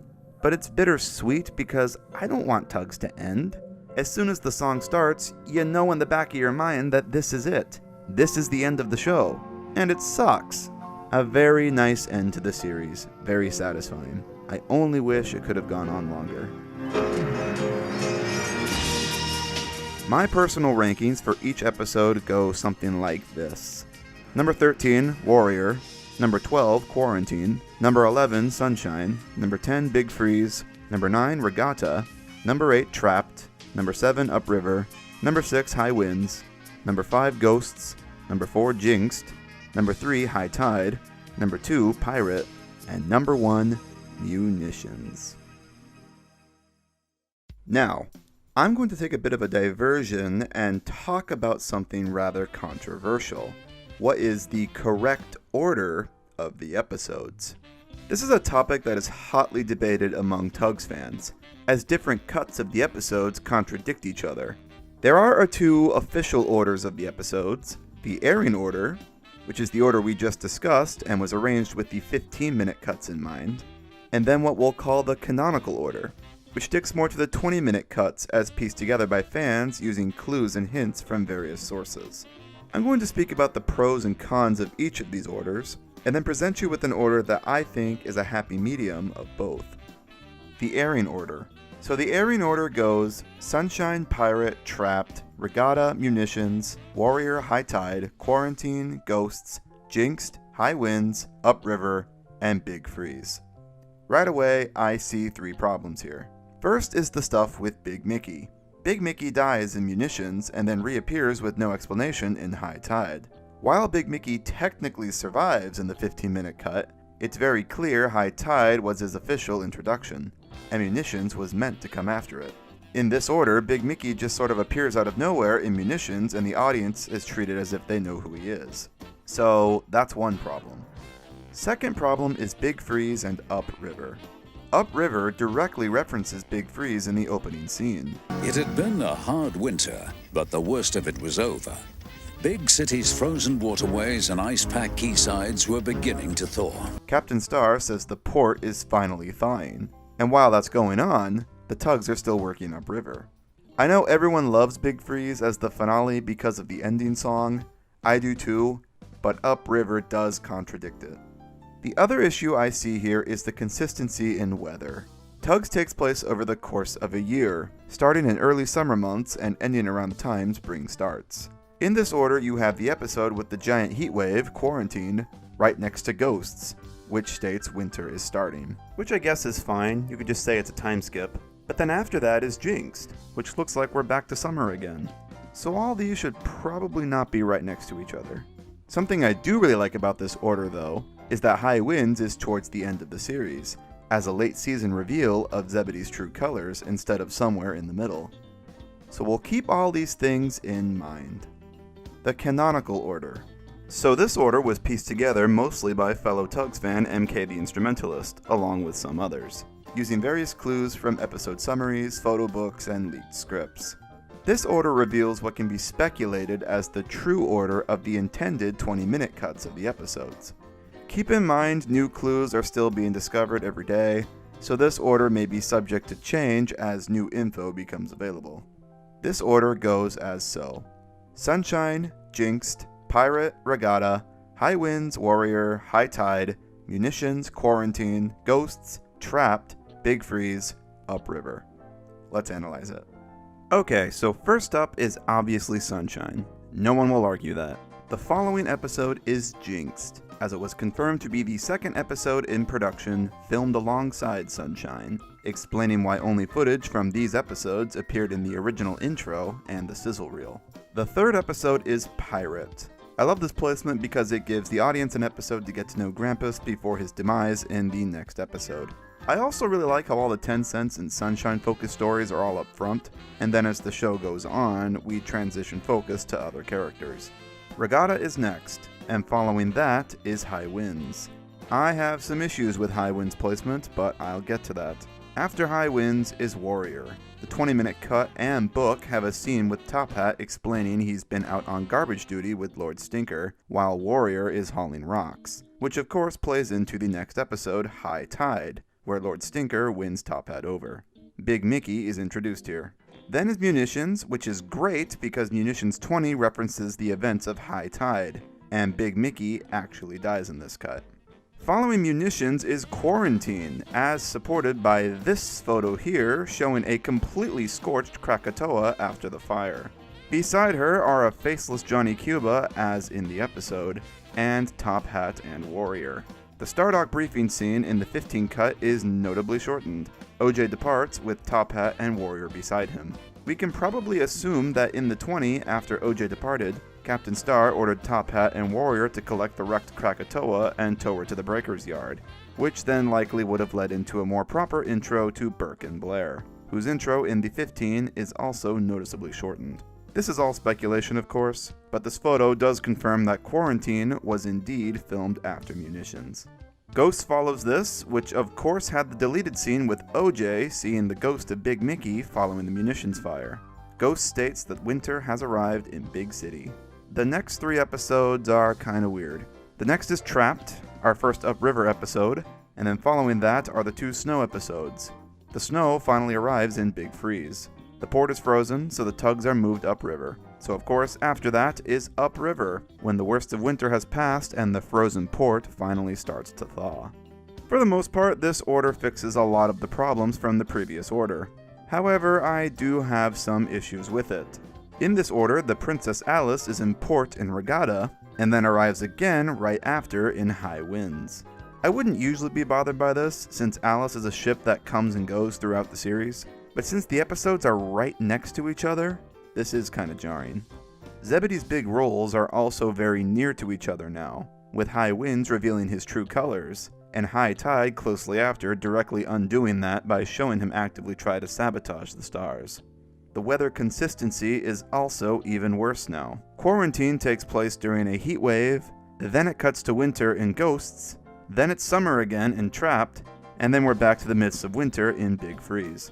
I know why Trapped placement is where it is, because they brought forward the upriver episodes for the more river-focused Season 2 in the middle of filming when production priorities changed, hence why Billy Shoepack's prop wasn't totally finished in time for filming. Poor guy just can't stop smiling. But it doesn't help make up a consistent order. Little Ditcher also now debuts in Regatta without an introduction. He just kinda pops in out of nowhere. I understand this is the order for the 20-minute cuts, and the longer cuts may have had more proper character intros and explanations for things, but as we don't have access to all the 20s, we can't be sure. So knowing all this, and what we do have access to, this is the order I recommend watching the episodes in. My order of the episodes goes like this. It's basically the canonical order, but with Trapped and High Winds swapped, and then Trapped and Regatta swapped. Bam! So to recap, the order is Sunshine, specifically the 20-minute cut, Jinxed, Pirate, 20-minute cut, Trapped, Regatta, 20-minute cut, Warrior, High Tide, Munitions, 20-minute cut, Quarantine, Ghosts, High Winds, Big Freeze, Upriver. In this order, every character gets a proper introduction and all the events play out perfectly. Sunshine is obviously first. Jinxed follows it and introduces Mighty Mo. Then Pirate, which introduces Grampus and Scuttlebutt Pete. Then Trapped, which introduces the river operations a bit earlier and gives Little Ditcher a proper intro.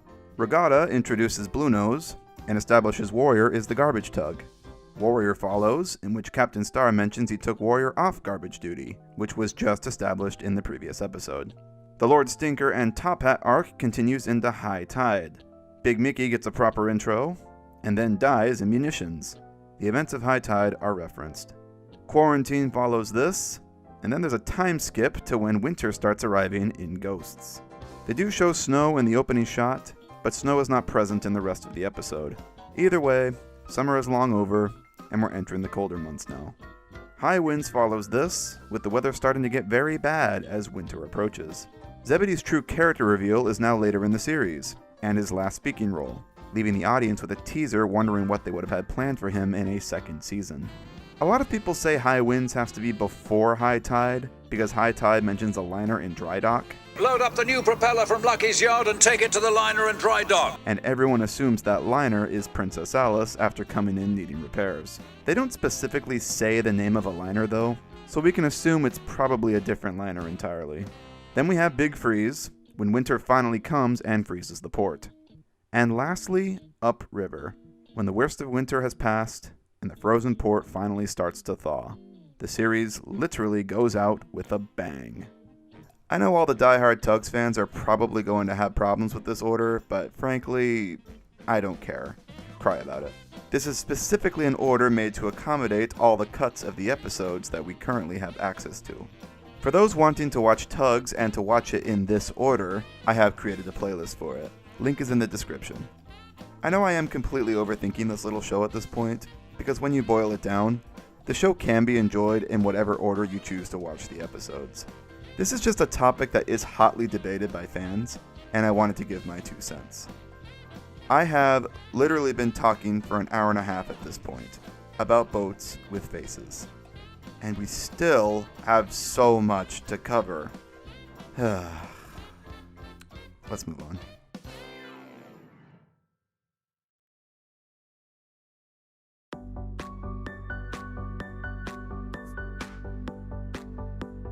Now, I think I've made it pretty obvious in the video so far that I am a big fan of this show. After an hour and a half of me praising this thing, you're probably thinking that Tugs sounds awesome. It's so easy to go off on why Tugs was such a great show, and it was a great show. It's very enjoyable. However, Tugs was not a success. Why was that? Why did this show that tried to push the envelope so hard fail? As I said earlier in the video, Tugs failed to get an American investor on board, and that, over everything, was why it failed. Allegedly, they had been trying to get Tugs sold to an American company as early as 1988. Cardona stated in his Model Boats magazine interview that he had gone up to set up a deal with US investors in March 1990, now 2 years later and still no pickup. By the time of the interview publication, which was July, still nothing had been greenlit, and Clearwater Features closed its doors only 6 months later on New Year's Eve. The window of opportunity was short. However, it wasn't only that short window of why Tugs never reached the States. The reason Tugs never made it here is because American investors didn't see this appealing to a mass market. Would I call Tugs perfect? No. Impressive, fun, charming, ahead of its time, yes, but it's not perfect. It has one pretty big problem that's kind of hard to ignore. Tugs has a serious tone problem. Who exactly was this show for?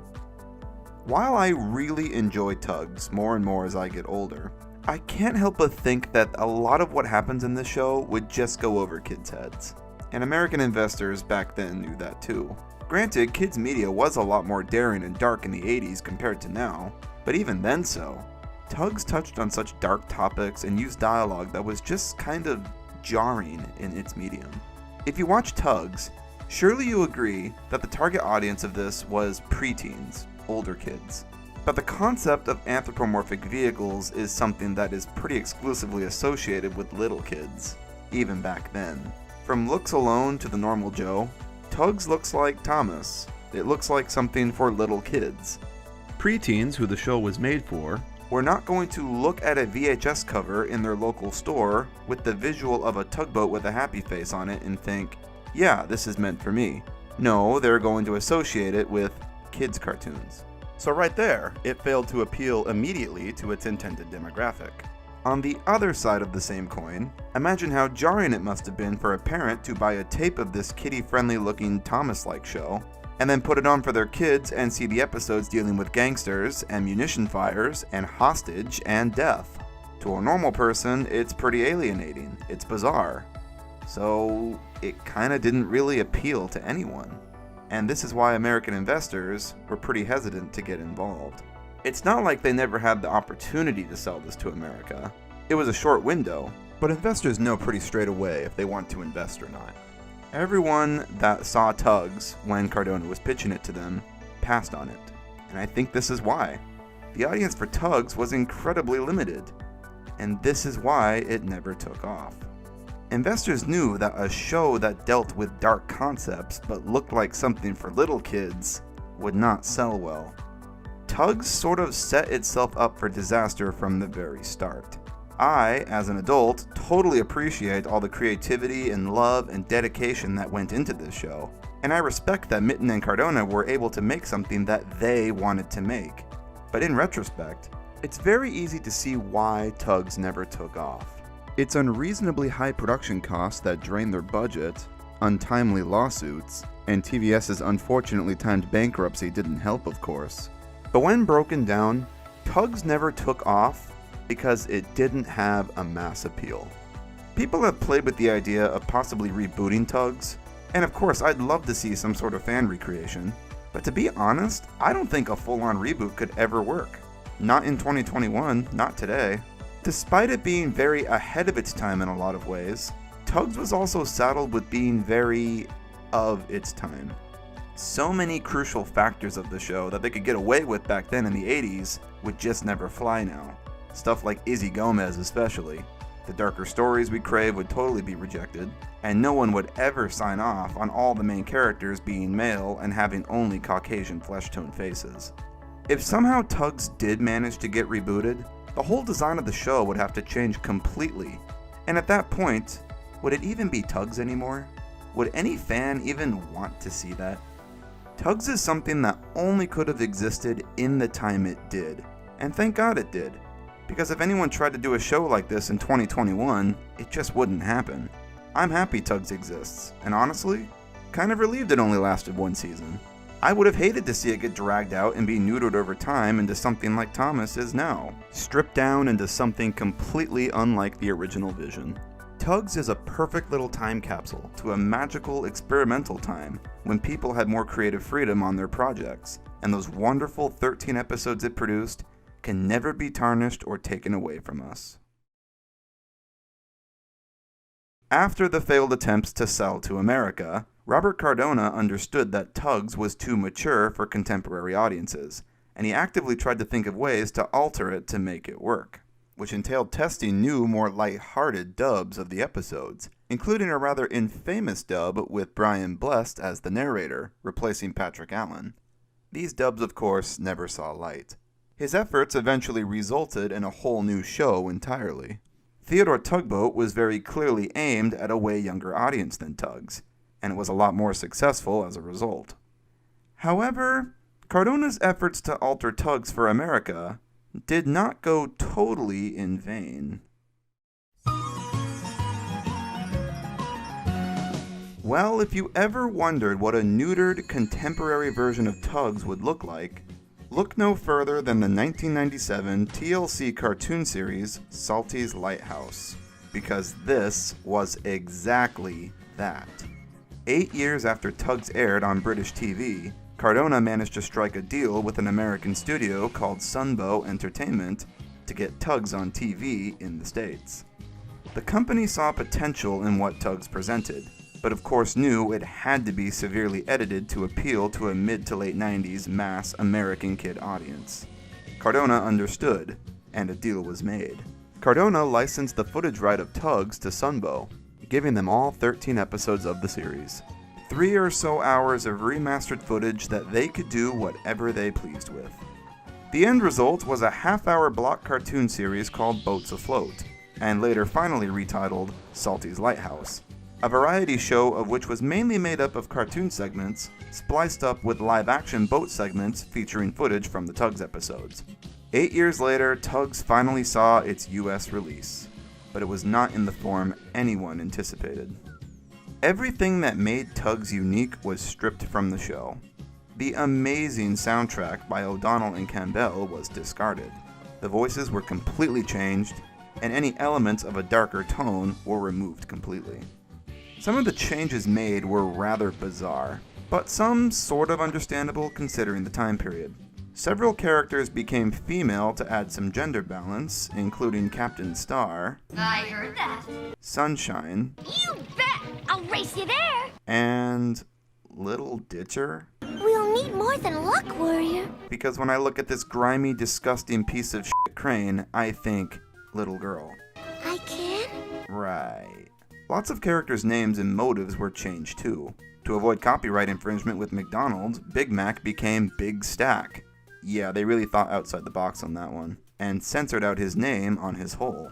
Most of the time. It was the 90s, and the O.J. Simpson case was still a hot topic, so O.J. was renamed to Otis, and also had his name censored.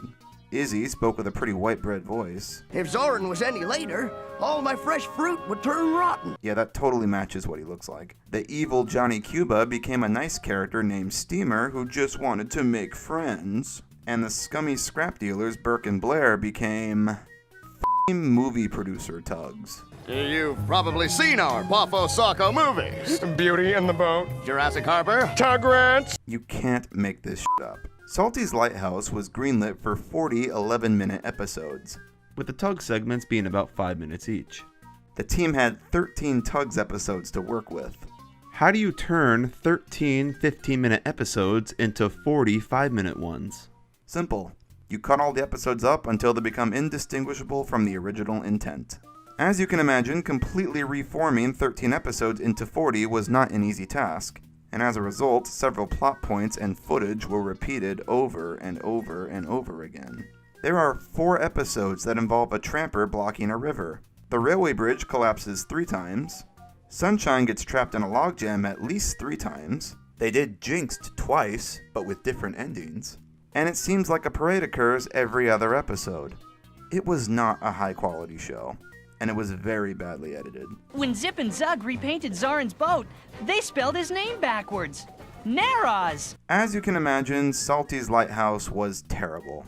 It was a very low-budget show, and you can tell they did not try that hard with it. It was very clearly a cheap cash grab they only made because they had 3 hours of footage at their disposal and wanted to make some money off it. It's pretty upsetting watching this, knowing that this was Tugs' final fate. This is what all that love and dedication Mitten and Cardona put into the show amounted to. A low-budget, crappy cartoon show with an awful voice cast and amateur-level editing. Tugs are working, they never go slow. Give the boat a minute and blow, man, blow. This is real. Knowing all this, though, I do shockingly recommend watching Salty's Lighthouse. It is a bizarre experience after watching Tugs. It's f***ing terrible, but it's a very interesting insight into how much kids' media changed in only 8 years. Tugs was 1989, and Salty's Lighthouse was 1997, only 8 years later, and yet they feel like worlds apart. All the episodes are on YouTube, they are very easy to find, but I warn you to proceed at your own risk. Naraz!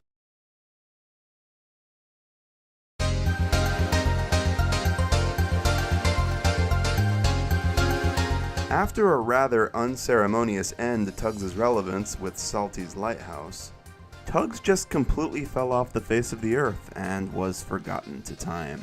It never saw any more home media releases, and there were other tugboat shows like Theodore that dominated that corner of the market. The show was forever done. Its creators had went off to do better things, a good chunk of the props went to Thomas, and the footage was sold off to a company that chopped it up into oblivion. After the end of the 90s, Tugs disappeared into the void without a trace. You would think that right there is the end of the story. Except, it's not. Here's how the story allegedly goes. Following Tugs' end, many of the props went off to be used on Thomas. The ones that didn't were kept together in Mitten and Cardona's own storage units at Shepperton Studios. following David Mitten's untimely death in 2008, the units were cleared, and all the props in them were removed and presumably thrown out. This meant the Tugs. Being thrown into a dumpster out back, the models suffered severe damage. However, a passing builder discovered these magnificent boat props in the dumpster and decided to take them home with him, fitting as many as he could into his van. The builder, who will remain unnamed, later learned through TV adverts of a model boat enthusiast named Richard, who I don't have a picture of, so we'll just use this guy, and donated the props to him to be restored. In Richard's possession, he attempted to repair them as much as he could. Of course, no one in the online Tugs fandom at the time knew any of this was happening. Then one fateful day, in June 2012, there was an eBay listing. A production case with several tug faces and buoys inside. Then other listings appeared with more cases and faces. One of the Shepperton liquidators were selling off the stuff they had cleared out from the storage units. And little did Tugs fans know, the whole fleet would surface online in December that year. Later that year, Richard released pictures of the Tugs online and put them up for sale, featuring almost every character. They were all still in quite a state, but nearly everyone was there.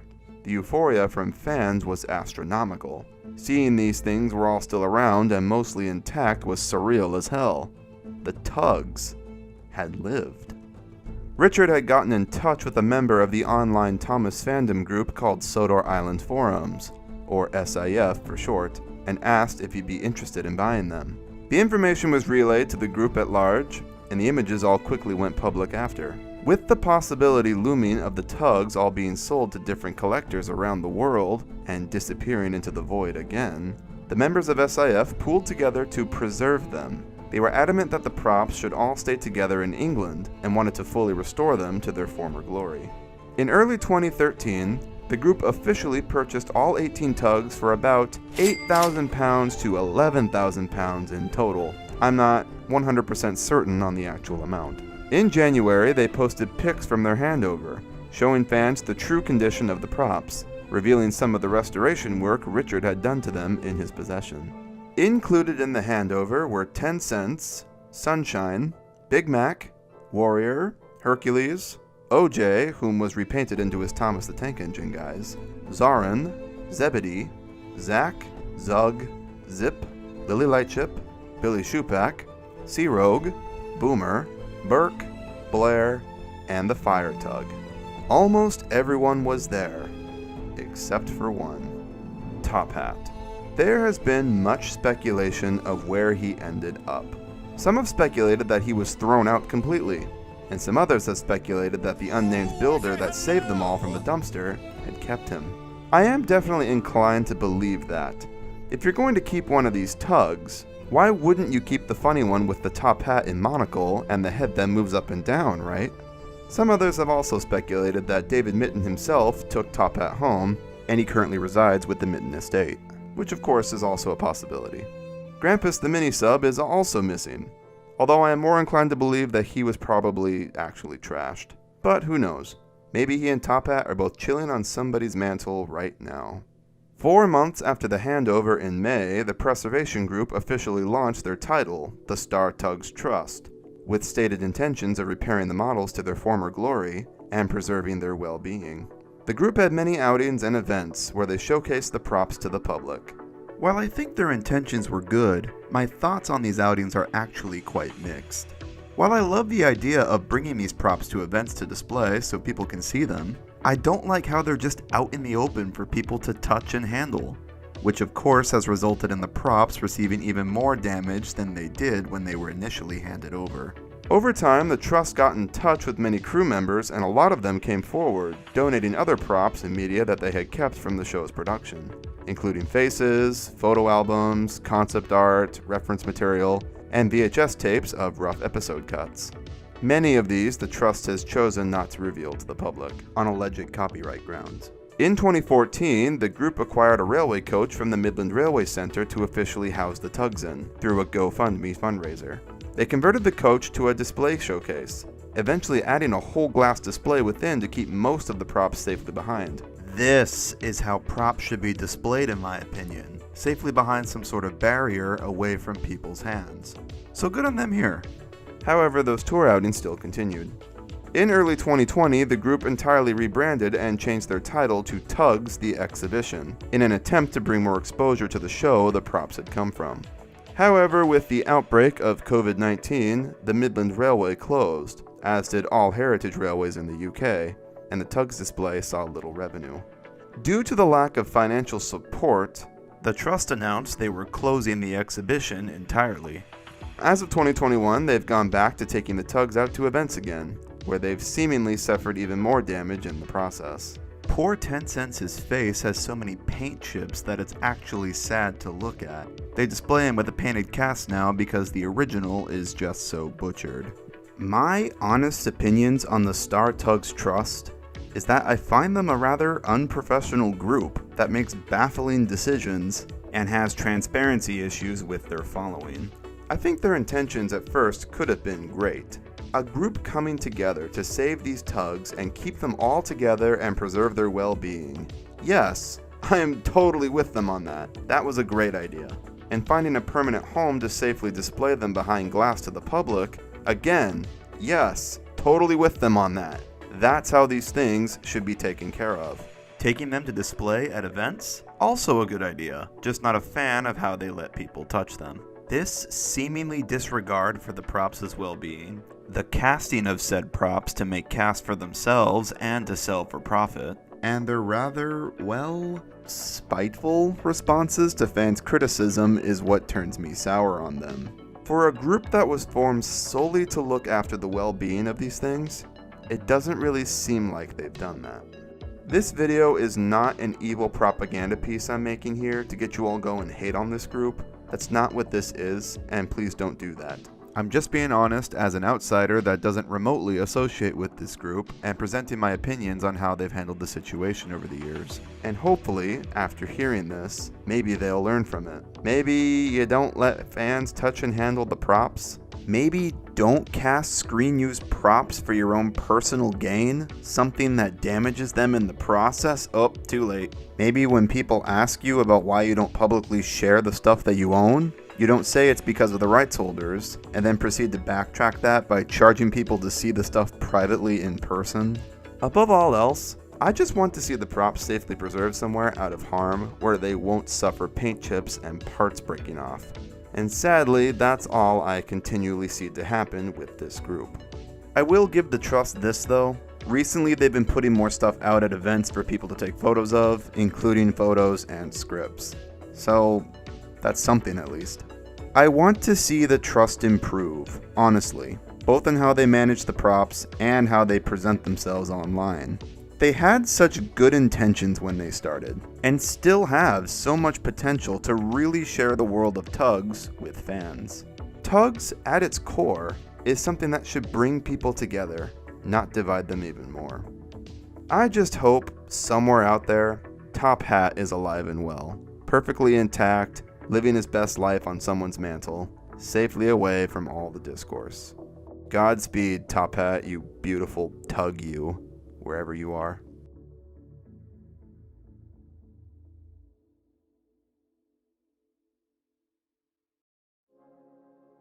Tugs has had an incredibly rough journey, always seeming to hit turmoil at every step of the way. From lawsuits to tight production budgets, from tone issues to bankruptcies, from total neuterization to the garbage bin, Tugs' entire journey has been turbulent since day one.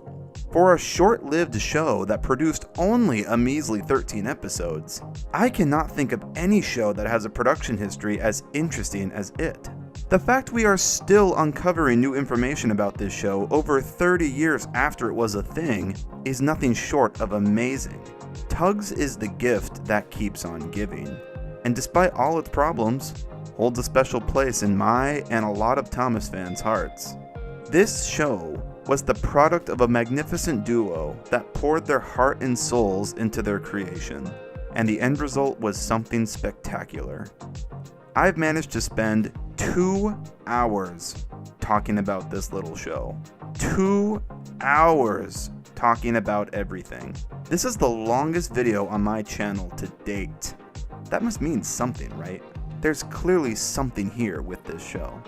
Tugs is possibly the most unique and inspired kids show that has ever existed, and there will never, ever be anything like it.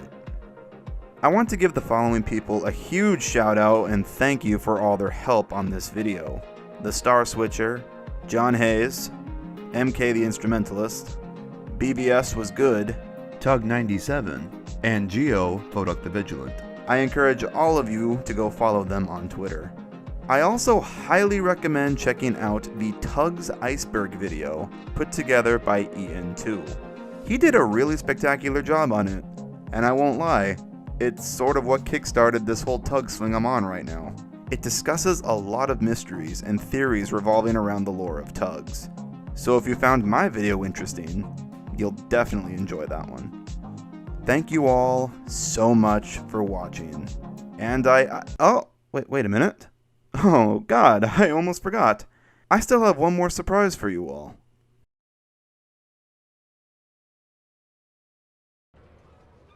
So, you may have noticed throughout the video that there's been some never before seen behind the scenes photos of the props. Well, I'm here to tell you that there is a lot more where those came from. My friend Ahmed has been sent a surplus of negatives and prints from a Tugs crew member, who has given us full permission to release them to the public. And in the description of this video, after the premiere ends, I will add a link to a drive folder with a variety of them for you. This is Tugs.